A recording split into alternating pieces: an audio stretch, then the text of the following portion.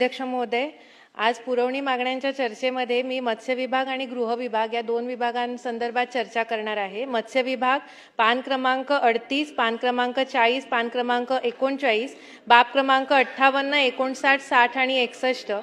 अध्यक्ष महोदय, प्रधानमंत्री मत्स्य संपदा लाभार्थीमुख योजनेमधला मुदतवाढ मिळावी आणि त्या अनुषंगाने आमच्या वसई तालुक्यामध्ये पाचू बंदर, अर्नाळा आणि नायगाव ही मोठी बंदरं आहेत। अध्यक्ष महोदय, यामध्ये सुसज्ज असं मच्छी मार्केट मच्छीमार व्यवसायांकरता बांधण्यात यावं अशी मी मागणी या निमित्ताने करत आहे।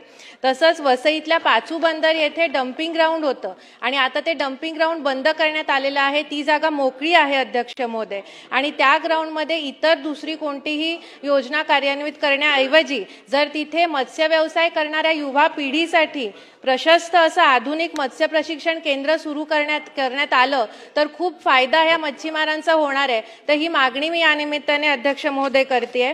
तसंच अध्यक्ष महोदय, मी शासनाचे आभार मानते की शासनाने मत्स्य व्यवसायाला कृषीचा दर्जा दिलेला आहे आणि त्याचबरोबर ह्या कृषीचा दर्जा मिळाला असल्यामुळे जसं अवकाळी पावसाचं नुकसान भरपाई शेतकऱ्यांना मिळते, त्याचप्रमाणे 26-27 नोव्हेंबरला अवकाळी पाऊस आला होता आणि त्यामुळे 1004 मत्स्य व्यवसाय करणाऱ्यांचं खूप मोठ्या प्रमाणात नुकसान वसई तालुक्यामध्ये झालं होतं।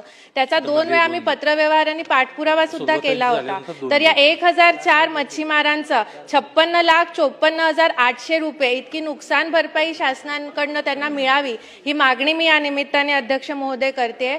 तसंच अर्नाळा जेट्टी, पाचू बंदर जेट्टी, नायगाव जेट्टी आणि पाचू बंदर जेट्टी यांचं सुद्धा नूतनीकरण करण्यात यावं अशी मी मागणी करते। अध्यक्ष महोदय, गृह विभाग पान क्रमांक 23 2 मिनिटं अध्यक्ष महोदय, गृह विभाग पान क्रमांक 23, पान क्रमांक 19, बाब क्रमांक 30 आणि 37। अध्यक्ष महोदय, आमच्याकडे वसई मुंबईला लागून असल्यामुळे मुंबईचा राडारोडा हा वसईच्या खाडीपट्ट्यामध्ये आणि हायवे पट्ट्यामध्ये बेकायदेशीर या राडारोड्याचा भराव होत चाललेला आहे।